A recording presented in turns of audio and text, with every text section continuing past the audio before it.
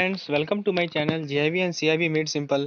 तो दोस्तों, आज के इस वीडियो लेक्चर में मैं आप लोगों को समझाऊंगा अपने ईसीजीसी के बारे में, फॉरेक्स रिस्क के बारे में, एक्सपोर्टर एंड इंपोर्टर फैसिलिटी के बारे में, ये सब, और फैक्टरिंग एंड फॉरफिटिंग के बारे में। दोस्तों, ये सब कुछ छोटे छोटे टॉपिक्स हैं जिससे रिलेटेड क्वेश्चंस आपको ऑब्जेक्टिव क्वेश्चंस पूछ लिए जाते हैं। और ये हमारे, आप सीआईबी का यदि सिलेबस देखेंगे बीएफएम का, तो ये सब टॉपिक भी आपको पढ़ना है। तो दोस्तों, इस वीडियो को यदि आप अंत तक देखते हैं तो इसके बारे में जितनी भी इंपॉर्टेंट जानकारी है वो आपको मिल जाएगी। जो चीज़ रिलेवेंट है हमारे एग्जामिनेशन पॉइंट ऑफ व्यू से, वो मैं आप लोगों के साथ शेयर करने वाला हूँ। तो चलिए दोस्तों, अंतिम तक बने रहिए। आइए हम लोग शुरुआत करते हैं अपने इस लेसन को, और ये हमारा क्रैश कोर्स का एक पार्ट है। तो फ्रेंड्स, सबसे पहले हम लोग समझते हैं ईसीजीसी के बारे में। ईसीजीसी का फुल फॉर्म है दोस्तों export credit guarantee corporation of India limited. क्या है दोस्तों? Export credit guarantee corporation of India limited. ये बेसिकली एक क्रेडिट गारंटी इंस्टीट्यूशन है जिसका जिसका सेटअप हुआ था किस लिए? ताकि एक्सपोर्ट के प्रमोशन के लिए, एक्सपोर्ट को बढ़ावा देने के लिए, समझ रहे हैं दोस्तों, एक्सपोर्ट को बढ़ावा देने के लिए इस इंस्टीट्यूशन का सेटअप हुआ था। ये क्या करती है? ये प्रोटेक्शन प्रोवाइड करती है किसे? तो एक्सपोर्टर को प्रोटेक्शन प्रोवाइड करती है। किस चीज़ से प्रोटेक्शन? तो फाइनेंशियल लॉस से प्रोटेक्शन। ठीक है दोस्तों, देखिए, ऐसा हो, मान लीजिए कि जो खरीदार है, जो बायर है, वो बिल को पे करने में असमर्थ हो, ठीक है, तो उस केस में क्या होगा? उस केस में प्रोटेक्शन एक्सपोर्टर को कहाँ से मिलेगा? तो वो ईसीजीसी प्रोवाइड करती है। दोस्तों, समझ सकते हैं कितना इंपॉर्टेंस है इस पार्टिकुलर गारंटी कॉर्पोरेशन एक्ट का। ठीक है दोस्तों, आइए अब जरा हम लोग ईसीजीसी के पॉलिसी को देखते हैं। जो मेन पॉलिसी है वो हम लोग समझेंगे, जो कि बुक से मैंने शॉर्ट नोट्स आपके लिए बनाए हैं। सबसे पहला जो पॉलिसी है वो है स्टैंडर्ड पॉलिसी। ये क्या करता है? It covers exporters under short term export. ध्यान दीजिए दोस्तों, यदि मान लीजिए कि एक्सपोर्ट जो है वो शॉर्ट टर्म के लिए है, कुछ शॉर्ट टर्म मतलब समझ सकते हैं आप, शॉर्ट टर्म के लिए है, शॉर्ट टाइम पीरियड के लिए है, तब यदि एक्सपोर्टर को आपको यदि एक्सपोर्टर को रिस्क से कवर करना है तो ये स्टैंडर्ड पॉलिसी का यूज करते हैं। इसके अंदर क्या क्या आता है? इसके अंदर आता है shipment political risk policy, shipment comprehensive risk policy, contract political risk policy, contract comprehensive risk policy. ठीक है दोस्तों, ये चार चीज इसके अंदर आते हैं, और ये टोटल एक्सपोर्ट का 90% वैल्यू को कवर करता है। चलिए, इसके बाद है दोस्तों बी नंबर पे हमारा स्मॉल एक्सपोर्टर पॉलिसी। ये उस एक्सपोर्टर को कवर करता है जिसका टर्नओवर जो है 50 लाख से ज़्यादा नहीं है एक साल में। समझ रहे दोस्तों, इसलिए नाम पड़ा है स्मॉल एक्सपोर्टर पॉलिसी। ठीक है, ये पॉलिसी जो है वो कॉमर्शियल और पॉलिटिकल रिस्क को कवर करता है। ठीक है दोस्तों, चलिए, उसके बाद है दोस्तों तीसरा पॉलिसी है वो है स्पेसिफिक शिपमेंट पॉलिसी। ये शॉर्ट टर्म का पॉलिसी है। इसके अंदर कॉमर्शियल और पॉलिटिकल रिस्क इन जो कि एक्सपोर्ट्स में इन्वॉल्व होते हैं उसे कवर किया जाता है। और ध्यान दीजिएगा दोस्तों, ये कवर होता है शॉर्ट टर्म क्रेडिट के लिए, यानी कि कुछ टर्म के लिए, क्रेडिट के लिए जिसका 180 दिन से ज़्यादा का नहीं हो, ये एक कंडीशन है। इसीलिए इसमें शॉर्ट टर्म कहा गया है। It cover short term credit not exceeding 180 days. चलिए, सी नंबर के बाद, अच्छा हाँ, एक और पॉइंट है हमारा specific shipment policy short term के बारे में, वो ये है, it can be availed bye exporter who do not have comprehensive policy. तो जिनके पास कॉम्प्रिहेंसिव पॉलिसी नहीं है वो इसे अवेल कर सकते हैं। चौथा जो पॉलिसी है हमारा ईसीजीसी का, वो है एक्सपोर्ट स्पेसिफिक बायर पॉलिसी। इसके अंदर वो इंडियन एक्सपोर्टर कवर होते हैं जो कि कमर्शियल, इंडियन एक्सपोर्टर का कमर्शियल और पॉलिटिकल रिस्क कवर होता है, जो कि गुड्स को एक्सपोर्ट करते हैं या शॉर्ट टर्म क्रेडिट को एक्सपोर्ट करते हैं किसी पार्टिकुलर बायर को। ठीक है दोस्तों, इसके बाद ई नंबर पे हमारा buyer exposure policy. It covers large exporters to cover their exposure on one particular buyer. It is issued for each buyer covering all the exports to be made during a period of 12 month. F number है हमारा export turnover policy. It covers larger exporter who contributed not less than 10 lakh. ध्यान दीजिए, export turnover policy जो है large exporter के लिए होता है जिनका टर्नओवर 10 लाख से ज़्यादा हो पर साल। ठीक है, और जो वैलिडिटी है उसका वो है 1 मंथ, वो सॉरी 1 ईयर। सब पॉलिसी का अपना एक वैलिडिटी होता है, तो 1 ईयर। दोस्तों, आपको एकदम एकदम आपको बर्ड आई व्यू देना है इन सभी पॉइंट पे। जो जो की वर्ड है उसे ध्यान रखिए। जैसे आपसे पूछ लिया जाए, मान लीजिए एक्सपोर्ट टर्नओवर पॉलिसी का बताओ क्या खासियत है, क्या फीचर है, तो आप बताइएगा कि ये जो है उन एक्सपोर्टर के लिए अवेलेबल है जिनका टर्नओवर 10 लाख से ज़्यादा है। और दूसरी बात कि ये भी पॉलिसी जो है वो 1 साल के लिए वैलिड है। चलिए, लास्ट है हमारा कंसाइनमेंट एक्सपोर्ट पॉलिसी। इसके अंदर वो इंडियन एक्सपोर्टर आते हैं जिनका Indian exporter goods are shipped and held in stock at overseas centre. मान लीजिए कोई भारत के एक्सपोर्टर हैं, उनका जो गुड्स है तो वो उन्होंने शिप किया और वो रख दिया गया किसी ओवरसीज़ के सेंटर पे। ठीक है, और वो रेडी है सेल होने के लिए किसी ओवरसीज़ बायर को। जब ऑर्डर रिसीव होगा, तो वो ऐसा पॉलिसी किसके अंदर आता है, कंसाइनमेंट एक्सपोर्ट पॉलिसी।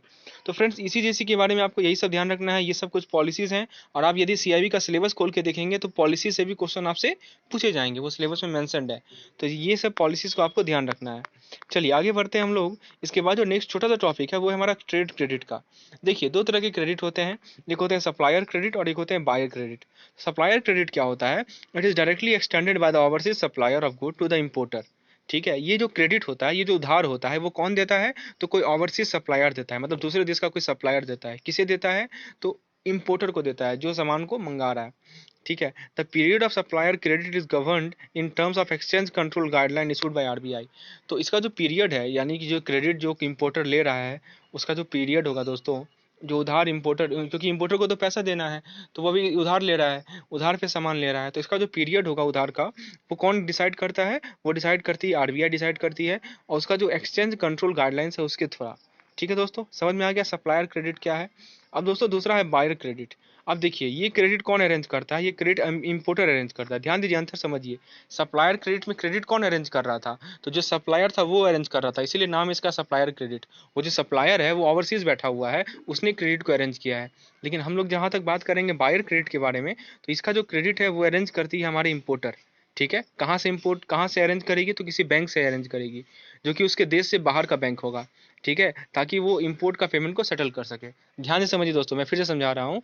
इंपोर्टर, मान लीजिए भारत का कोई इंपोर्टर है, ठीक है, उसने किसी विदेशी बैंक से कांटेक्ट किया कि तुम मुझे अभी क्रेडिट पे दे दो पैसा, और मैं तुम्हें बाद में उधार पे मैं वैसा आपको लौटा दूंगा। तो ये हमारा बायर क्रेडिट है। तो क्लियर कट डिफरेंस है सप्लायर क्रेडिट में और बायर क्रेडिट में।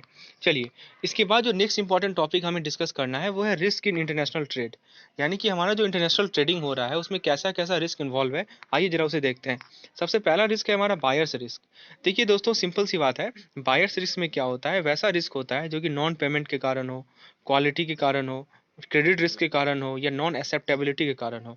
तो ये सभी रिस्क कवर होते हैं किसके अंदर, बायर रिस्क के अंदर। उसके बाद दोस्तों आती है सेलर रिस्क। सेलर रिस्क में क्या होता है, risk related to advance payment, quality, cancellation of order, delay in shipping, ये सभी के सभी सेलर रिस्क में आते हैं। जैसे सेलर में क्या क्या रिस्क हो सकता है बताइए आप। यदि मान लीजिए कि एडवांस पेमेंट मिला, ठीक है, एडवांस पेमेंट मिला और वो जो है सामान नहीं लौटाया, तो सेलर रिस्क है। ठीक है, बायर में क्या क्या हो सकता है, बायर ने पेमेंट ही नहीं दिया मान लीजिए, ठीक है, उसने उसने बोला क्वालिटी खराब है इसका, या मान लीजिए कि वो वही क्रेडिट रिस्क की तरह से वही हुआ, या उसने एक्सेप्ट ही नहीं किया, तो ये सभी के सभी बायर रिस्क हैं। और सेलर में क्या क्या हो सकता है कि मान लीजिए कि वो ऑर्डर को कैंसिल कर दिया, ठीक है दोस्तों, तो वो सेलर का रिस्क होगा ना। ठीक है, जो बायर था वो ऑर्डर को यदि कैंसिल कर दे तो सेलर रिस्क है। और मान लीजिए कि शिपिंग में उसने डिले कर दिया, तो ये भी एक सेलर रिस्क है। उसके बाद दोस्तों तीसरा जो रिस्क है वो है शिपिंग रिस्क। इसमें देखिए क्या क्या हो सकता है, risk in good wrongly shipped. मान लीजिए कि जहाँ पहुंचना था वहाँ नहीं पहुंच गया, कहीं और पहुंच गया, यहाँ भी रिस्क है। डिले इन शिपिंग, हाँ शिपिंग में यदि कुछ डिले हो रहा है वो भी है। डिलीवर टू रॉन्ग डेस्टिनेशन, ये भी सही है। चौथा है हमारा क्रेडिट रिस्क। क्रेडिट रिस्क में क्या होगा, risk related to non payment of bill due to financial crunch. हाँ, अब सामान तो मैंने मंगा लिया, गुड्स मैंने मंगा लिया, लेकिन मैं पेमेंट नहीं कर पा रहा हूँ, क्योंकि क्योंकि हमारे पास जो है फाइनेंशियली क्रंच है, फाइनेंस हमारे पास अवेलेबल नहीं है। तो ये हमारा किस रिस्क के अंदर आएगा, ये आएगा हमारा क्रेडिट रिस्क के अंदर। पांचवा जो रिस्क है हमारा वो है लीगल रिस्क। इसमें क्या होता है दोस्तों, रिस्क रिलेटेड टू सेलर और बायर कंट्री। ठीक है, छठा रिस्क है हमारा country risk. Risk related to the development in the country of buyer और सेलर। तो जो बायर हैं और जो सेलर हैं उनके कंट्री में जो डेवलपमेंट हो रही है उसके कारण जो रिस्क होता है वो कवर होता है हमारा कंट्री रिस्क के अंदर। सातवां रिस्क है हमारा ऑपरेशनल रिस्क। इसके अंदर क्या होता है, मान लीजिए कि हमारा सिस्टम ही फेल कर गया, हमारा कनेक्टिविटी ही फेल कर गया, तो जो रिस्क इन्वॉल्व होगा वो हमारा किसके अंदर आएगा, ऑपरेशनल रिस्क के अंदर आएगा। और लास्ट रिस्क है हमारा एक्सचेंज रिस्क। ऑब्वियसली बात है, नाम से ही क्लियर है दोस्तों, एक्सचेंज, तो किस चीज़ का एक्सचेंज, ऑब्वियसली यहाँ पे करेंसी का एक्सचेंज हो रहा है दोस्तों। तो यानी कि करेंसी का movement across the countries, between countries, ठीक है, उसके कारण जो रिस्क होगा वो क्या कहलाएगा, एक्सचेंज रिस्क कहलाएगा।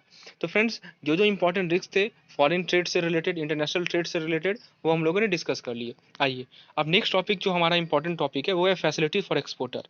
सबसे पहला जो फैसिलिटी एक्सपोर्टर को दिया गया है वो है एजेंसी कमीशन ऑन एक्सपोर्ट।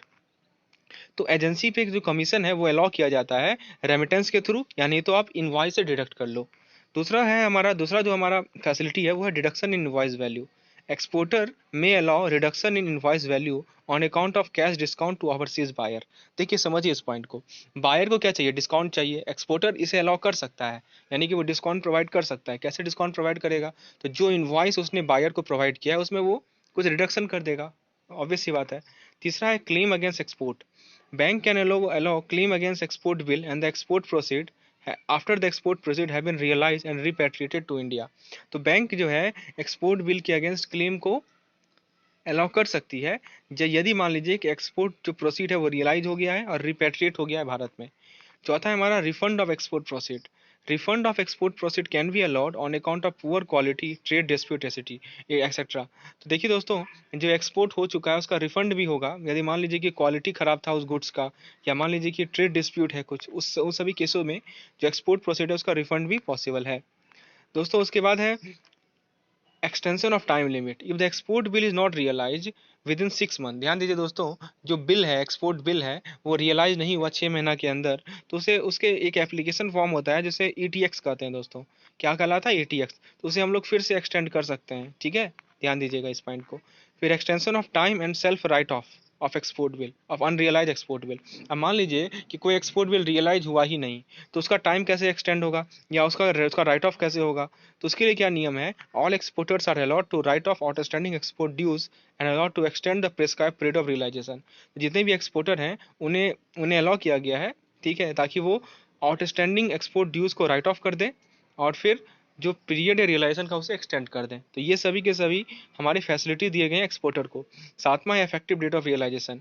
तो ये क्या होता है दोस्तों? It is the date of credit in the bank of nostro account in case of foreign currency bill. देखिए, यदि मान लीजिए कि हमारा करेंसी बिल फॉरेन है, ठीक है, तो बैंक का जो नॉस्ट्रो अकाउंट में क्रेडिट जब होगा जिस डेट को, वो कहलाता है हमारा इफेक्टिव डेट ऑफ रियलाइजेशन। अब मान लीजिए कि यदि रूपी बिल है तो क्या होगा? तो जो वॉस्ट्रो अकाउंट है उसमें जो डेट ऑफ क्रेडिट होगा तो वो हमारा कहलाएगा इफेक्टिव डेट ऑफ रियलाइजेशन। तो अंदर समझिए, जो हमारा यदि फॉरेन करेंसी बिल है तो उस केस में नॉस्ट्रो अकाउंट में जब क्रेडिट होगा, और यदि रूपी करेंसी है तो हमारा वॉस्ट्रो अकाउंट में जब क्रेडिट होगा वो कहलाता है हमारा इफेक्टिव डेट ऑफ रियलाइजेशन। चलिए, आठवां पॉइंट है फॉरेन अकाउंट्स। अब देखिए हम लोग कुछ फॉरेन करेंसी अकाउंट को देखते हैं। तो सबसे पहला उसमें फॉरेन करेंसी अकाउंट है दोस्तों, वो है डायमंड डॉलर अकाउंट। तो देखिए, इसके अंदर एक्सपोर्टर या इंपोर्टर जो कि डायमंड से डील कर रहे हैं 3 साल तक वो इंक्लूडेड हैं, ठीक है, जो जिनका एवरेज टर्नओवर 5 करोड़ से ज़्यादा है वो DDA अकाउंट को खुलवा सकते हैं। और ये एक्सपोर्टर को एक एक्सपोर्टर 5 DDA अकाउंट को मेंटेन कर सकता है। इसके बाद दोस्तों हमारा जो नेक्स्ट अकाउंट है वो है exchange earner foreign currency account, short में से हम लोग कहते हैं EFC अकाउंट। इसके अंदर क्या होता है? A person who is an earner in foreign currency can open EFC account. तो जो पर्सन जो है फॉरेन करेंसी में अर्न कर रहा है वो इस अकाउंट को खुलवा सकता है। और ये जो अकाउंट, इस अकाउंट का नेचर क्या होता है? तो ये अकाउंट करंट अकाउंट होता है और ये नॉन इंटरेस्ट बियरिंग होता है, इससे कोई ब्याज नहीं मिलती है दोस्तों। इसके बाद जो तीसरा तरह का अकाउंट है हमारा, वो है हमारा ओवरसीज फॉरेन करेंसी अकाउंट। तो RBI ने परमिशन दी है एक्सपोर्टर को कि वो फॉरेन करेंसी अकाउंट को दूसरे देश में खुलवा सकते हैं या भारत में भी खुलवा सकते हैं फॉरेन करेंसी अकाउंट को, ताकि जो एक्सपोर्ट का जो पैसा है उसे वो रख सके। तो ये सब फैसिलिटी दी गई है RBI के द्वारा किसे? एक्सपोर्टर को। एक बार फिर से देख लीजिएगा सभी फैसिलिटी को। Agency commission on export, deduction in invoice value, claim against export, refund of export proceed, extension of time limit. तो सभी नियम को मैंने आप लोगों के साथ शेयर कर दिया है, ठीक है दोस्तों। चलिए, इसके बाद जो हमारा नेक्स्ट टॉपिक है वो है फैक्टरिंग एंड फॉरफिटिंग। देखिए इसमें क्या है? Exporter can sell their book debts are raised finance for risk management. There are two type of products. देखिए एक है फैक्टरिंग और एक है फॉरफिटिंग। फैक्टरिंग बेसिकली क्या एग्रीमेंट है, किसके किसके बीच एग्रीमेंट है? तो फाइनेंशियल इंस्टीट्यूशन यानी कि बैंक और बिजनेसमैन के बीच का एक एग्रीमेंट है, ताकि किसी से रिलेटेड है ये? गुड्स के सेलिंग से रिलेटेड या सर्विसेज के सेलिंग से रिलेटेड। तो देखिए इसके अंदर कौन कौन से सर्विसेज आते हैं, जैसे डेप्ट administration, credit protection, factor financing, ठीक है। और ये अलग अलग सिस्टम में किया जा सकता है, जैसा कि single factor system, 2 factor system, direct exporter factoring, और चौथा है हमारा डायरेक्ट इंपोर्ट फैक्टरिंग। दूसरा जो हमारा फॉरफिटिंग, उसमें क्या होता है कि ये भी देखिए यहाँ पे क्या हो रहा है कि एक्सपोर्ट रिसीवेबल में डिस्काउंट देके फाइनेंस किया जाता है। समझ रहे दोस्तों? विदाउट रिकोर्स, रिकोर्स नहीं है दोस्तों, ठीक है। जैसे मान लीजिए कि किसी एक्सपोर्टर को पैसे की आवश्यकता है तो वो किसे किसे अप्रोच करेगा?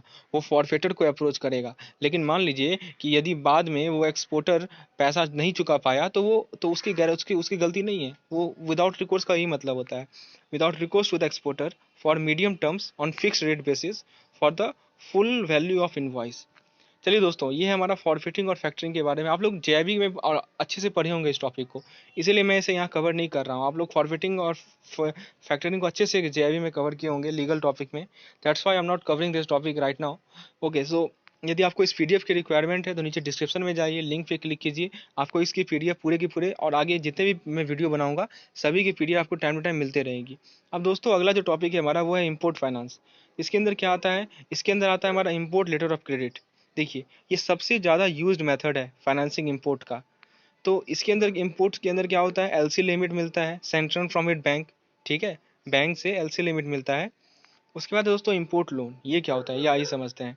ए loan granted against imported raw material goods use for trading are called import loan. तो जो इम्पोर्टेड रॉ मटेरियल है उसके अगेंस्ट, इम्पोर्टेड रॉ मटेरियल्स हो, इम्पोर्टेड गुड्स हो, ठीक है, जो कि ट्रेडिंग के लिए यूज किया जाता है, उन सभी के अगेंस्ट यदि लोन को ग्रांट किया गया है, ठीक है, तो उसको क्या कहते हैं, इम्पोर्ट लोन कहते हैं। तो इसको किसके अगेंस्ट प्रोवाइड किया, सिक्योरिटी क्या लिया जाता है, तो प्लेज लिया जाता है। यदि मान लीजिए गुड्स है तो प्लेज लिया जाएगा, और यदि मान लीजिए कि हाइपोथिकेशन लिया जा सकता है जो बैंक फाइनेंस कर रही है उसको। उसके बाद दोस्तों नेक्स्ट है हमारा exchange and trade control guidelines for importer. तो इंपोर्टर के लिए कौन कौन सी गाइडलाइंस आरबीआई दी हुई है एक्सचेंज और ट्रेड से रिलेटेड, आइए देखते हैं। सबसे पहला है इंपोर्टर एक्सपोर्टर कार्ड नंबर, इसे शॉर्ट में आईसी नंबर कहते हैं। तो जितने भी कंपनीज हैं जो कि फॉरेन ट्रेड में इन्वॉल्व हैं उन्हें आईसी नंबर लेना होता है, किससे, तो डीजीएफटी से। हम लोगों ने लास्ट क्लास में भी डिस्कस किया था इसे। उसके बाद दोस्तों दूसरा पॉइंट है approved commodity. Authorise dealers would verify that goods imported और intended are are as per current export import policy. तो जो ऑथराइज डीलर होते हैं उनका ये दायित्व है कि उन्हें ये देखना है कि उन्हें वेरीफाई करना है कि जो गुड्स इंपोर्ट हो रहे हैं या जो एक्सपोर्ट हो रहे हैं, ठीक है, वो जो है, जो पॉलिसी हमारा बना हुआ है, जो नीति बनी हुई है उसके अकॉर्डिंग है या नहीं। The goods under the open list can be freely imported under the licence issued by DGFT. तीसरा है दोस्तों payment for import. Remittance to import exceeding $500 should be make should be should make an application in the form A1 which contain detail of currency, value of import, commodity, license number। मान लीजिए कोई import है, उसका remittance हो रहा है जिसका amount $500 से ज़्यादा है, तो एक एप्लीकेशन फॉर्म दिया गया A1 जिसके अंदर आपका करेंसी का डिटेल होगा, मेंशन करना होगा, इंपोर्ट का वैल्यू मेंशन करना होगा, कमोडिटी मेंशन करना होगा, लाइसेंस नंबर मेंशन करना होगा। चौथा है time limit for import payment, यानी कि इंपोर्ट पेमेंट का टाइम लिमिट क्या है। Remittance on import should be made within 6 month from the date of shipment. तो जब शिप हो गया हमारा गुड्स, उसके 6 महीने के अंदर क्या करना है कि इंपोर्ट पे रेमिटेंस दे देना है। तो authorise dealer can remit interest on import bill, sight bill, usance bill for a period of 6 month up to 3 year in case of trade credit. तो ट्रेड क्रेडिट में कितना टाइम दिया गया है, 3 साल का टाइम दिया गया। हम लोगों ने ट्रेड क्रेडिट देखा था, एक था सप्लायर क्रेडिट और एक था बायर क्रेडिट, ठीक है, और बाकी सभी में कितना है, 6 महीने का टाइम है। रेमिटेंस जो है 6 महीने के अंदर करना है शिपमेंट के डेट से, ठीक है दोस्तों, इंपोर्ट पेमेंट का। उसके बाद दोस्तों advance remittance. Authorise dealer are allowed for remittance of advance payment against import of good. तो ऑथराइज डीलर को ये अलाउ किया गया है कि आप जो है एडवांस पेमेंट दे सकते हैं गुड इंपोर्ट से। और लास्ट है दोस्तों evidence of import. Importer are required to produce and submit and to AD who has handled opening of LC or the remittance of import bill, the exchange control copy of bill of entry। तो क्या देना है, exchange control copy देना है bill of entry का। किसे देना है, तो इंपोर्टर को देना है। इंपोर्टर को देना है, किसको देना है, तो एडी को देना है, ठीक है। हाँ, तो ये हमें, ये है एविडेंस ऑफ इंपोर्ट कि हाँ इंपोर्ट हुआ है। क्या देना है दोस्तों, तो एक्सचेंज कंट्रोल कॉपी देना है बिल ऑफ एंट्री का।